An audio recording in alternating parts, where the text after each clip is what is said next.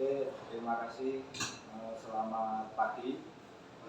Hari ini kita lanjut untuk pembahasan praktek, yaitu praktek mengenai pembongkaran kompresor dan diagnosis dan troubleshooting sistem sirkulasi. Jadi nanti kita ada urutannya untuk melepas kompresor.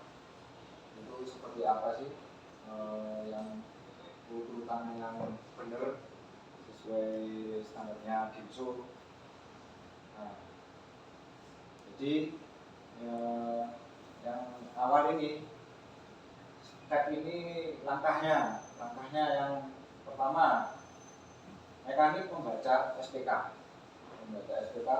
Satu, membaca keluhan permintaan pelanggan. 2, periksa dan pastikan tanda tangan pelanggan. 3, mengkonfirmasi tanda tangan customer ke SA. Nah, terus 2, mekanik memasang pressure gauge atau RM. 1, menggunakan sarung tangan dan kacamata. Jadi menggunakan sarung tangan dulu sama kacamata. Terus memastikan pump flow dan head dalam kondisi tertutup sempurna dan sambungan selang dalam kondisi tersambung sempurna. Jadi pemasangannya kabelnya itu yang celek ya. Juga memastikan posisi selang tidak menyentuh benda bergetar dan panas. Jadi selangnya tidak masuk di area mesin. Terus yang ketiga, mekanik melakukan performance test dan konfirmasi awal kerusakan. Jadi nanti yang di tabelnya performance test itu, itu diisi sesuai urutannya. Pertama, beri aba-aba klakson sebelum menyalakan kendaraan agar tidak ada orang yang memegang benda bergerak. Jadi sebelum menyalakan kendaraan, klakson dulu. 2, meletakkan termometer di grill tengah divisi AC yang depan. Terus meletakkan hygrometer di inlet AC. Hygrometernya di inlet itu bawahnya blower depan. Membuka pintu dan jendela. Jadi pintu sama jendela dibuka semua lebar. 5, setting suhu maksimum cool. Jadi settingan suhunya itu yang full dingin. Terus 6, blower speed maksimum, blowernya yang paling kenceng. 7, pengecekan tekanan pada 1500 rpm. Jadi pas ngecek itu sambil digas 1500 rpm. Pengecekan tekanan kondisi siglas bening atau berbusa. Kalau ada siglasnya dicek. Berbusa atau bening nanti ditulis di check sheet-nya. Melakukan adjustment tekanan kurang, kemungkinan bocor atau isinya kurang. Jadi kalau pelonnya tidak dingin, kalau tekanan pelonnya kurang ya ditulis tekanan kurang atau tekanannya berlebih. Melakukan adjustment tekanan kurang atau kemungkinan bocor atau isinya kurang. Dan 10, pengecekan suhu dan kelembapan pada suhu terendah di grill. Jadi cek suhunya di grill tengah itu ditunggu sampai udah mentok, nggak mau turun lagi, jangan baru ditancepin suhunya cuma 10 gitu, jadi tunggu sampai mentoknya berapa. Terus menuliskan hasil cek ke grafis dengan benar. Jadi kayak tadi suhu inlet outlet dikurangi sama kelembapan ditaruh di grafik. Terus ini yang keempat, mekanik melakukan cek bocor dinamis detektor di ruang kabin dan di ruang mesin. Cek bocor di ruang kabin, menyalakan blower head dan posisi flash. Setelah kurang lebih 15 detik, matikan blower dan posisi recycle, cek dengan detektor. Jadi kalau mau cek bocor, posisinya blowernya full mentok dan posisinya yang udara luar dalam itu yang kondisinya udara luar. Tunggu 15 menit, dimatikan blowernya, di posisi recycle yang udara dalam, baru dicek bocor. Cek bocor di ruangan mesin. Visual cek oli pada sambungan, cek dengan leak detector pada setiap sambungan. Jadi cek visualnya dalam besar kah di sambungan-sambungan. Terus tetap dicek pakai leak detektor. 5. Mekanik melakukan proses recovery, menyalakan mesin recovery dahulu, kemudian membuka kedua katup. Jadi mesinnya dinyalakan dulu, baru katupnya itu kerannya dibuka. Kalau setelah prosesnya menutup katup valve dulu, baru mematikan mesin. Jadi ditutup dulu kerannya, baru dimatikan. 6. Mekanik melakukan proses pelepasan kompresor menggunakan sarung tangan saat bekerja, melakukan pengecekan kondisi belt, menutup lubang body suction dengan tutup hose, menutup lubang kompresor sisi suction dengan tutup kompresor. Jadi kalau mau melepas kompresor, cek dulu fan belt kondisinya, terus setelah nyopot sambungannya di pipa kompresor, dikasih yang penutupnya kompresor itu yang penutup lubang dari karet biasanya. Nah ini sama kan. Terus bautnya ditempatkan di tempat yang aman, jangan diletakkan di mobil, jadi ditaruh di wadah. 7. Mekanik melakukan proses penggantian oli, menuang kompresor lama oli di wadah ukur. Jadi pas setelah kompresor copot, nuang kompresornya yang olinya itu di gelas ukur, terus mengisi oli baru sebanyak oli lama. Nah ini kan, jadi yang dituang oli yang baru itu sesuai yang dibuang tadi. Kalau yang dibuang katakanlah 20, ya diisinya 20. Terus menutup lubang kompresor kembali, oli tidak berceceran. Jadi setelah ngisi oli ditutup lagi lubangnya pakai karet yang tadi. Terus kalau ada bekas tumpahan oli dibersihkan. 8. Mekanik melakukan proses pemasangan kompresor menggunakan sarung tangan lagi. Terus memasang dan mengencangkan semua belt sementara dengan menggunakan tangan dan kunci. Jadi pas masang kompresor, bautnya dipasang tapi menggunakan tangan.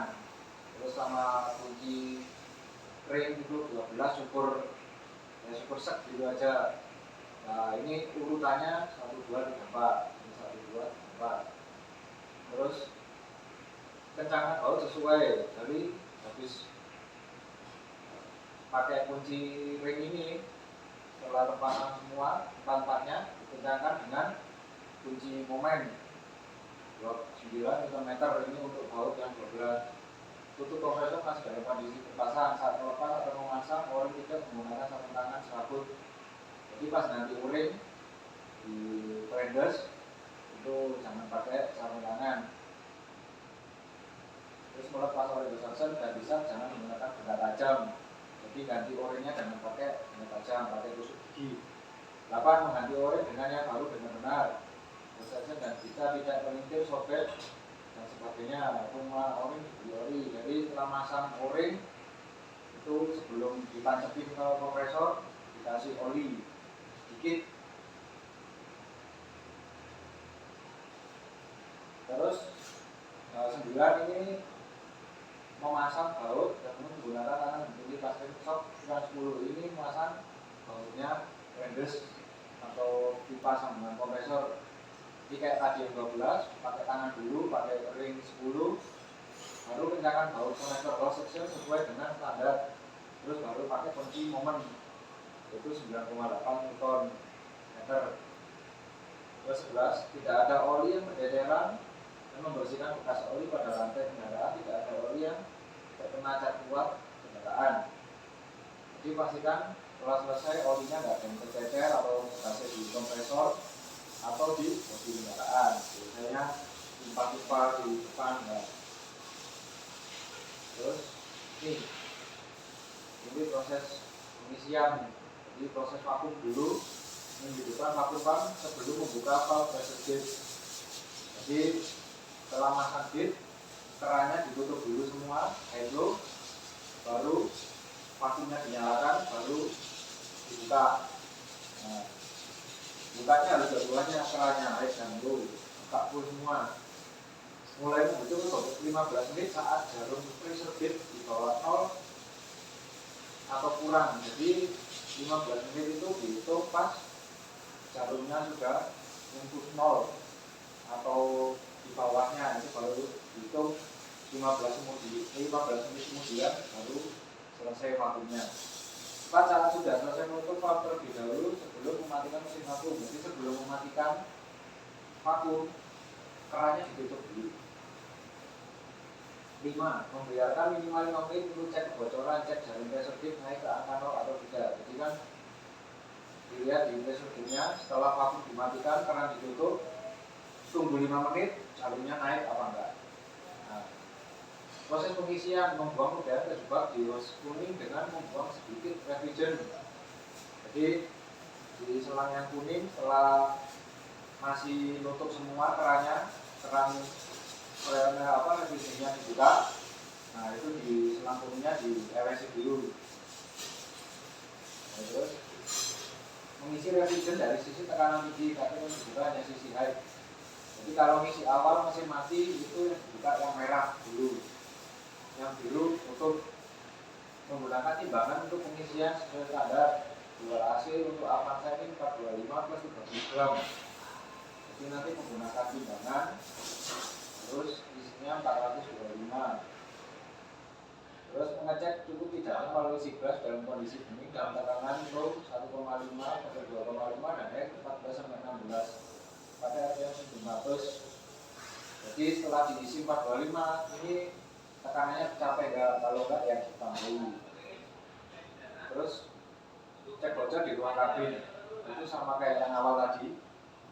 Jadi menyalakan blower high, posisi fresh, setelah kurang 15 detik matikan blower dan posisi resettle, cek dengan leak detektor. Cek bocor di ruang mesin, visual cek oli pada sambungan, cek dengan leak detektor pada sambungan. Terus belum menyalakan kendaraan, beli apa-apa klakson. Terus meletakkan termometer di grill tengah, meletakkan hidrometer di tingkat AC. Jadi setelah cek bocor, isi ini sebelum menyalakan kendaraan, taruh termometer sama hidrometer kayak tadi sesuai pas performance test.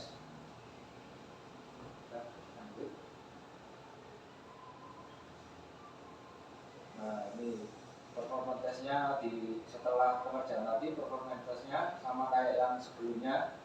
Jadi membuka pintu jendela, setting suhu maksimum cool, blower speed maksimum, pengecekan tekanan pada RPM 900, melakukan judgement tekanan kurang, kemungkinan bocor atau isinya kurang. Jadi dicek lagi tekanannya kurang apa sudah cukup. Terus hasilnya ditulis di grafik. Jadi yang kayak tadi, yang awalnya berapa, yang akhir setelah pengerjaan berapa. Terus menuliskan grafik dengan benar penyebab permasalahan, penggunaan part atau faktor eksternal, part apa saja yang akan diganti, pasangan komponen digunakan benar dan sesuai dengan model dan kendaraan, waktu pengerjaan sesuai dengan preprint standar, cek servis manual masing-masing kendaraan untuk melihat standar waktu pekerjaan masing-masing komponen. Jadi ditulis yang di seksinya tadi SPK, yang diganti apa, yang tadi penggantiannya apa, kayak oli kompresor atau o-ring. Nah, jadi penggantiannya cuma 2, ya itu ya. Sampai sini ada pertanyaan? Jadi kalau tidak ada, terima kasih. Yang untuk kompresor.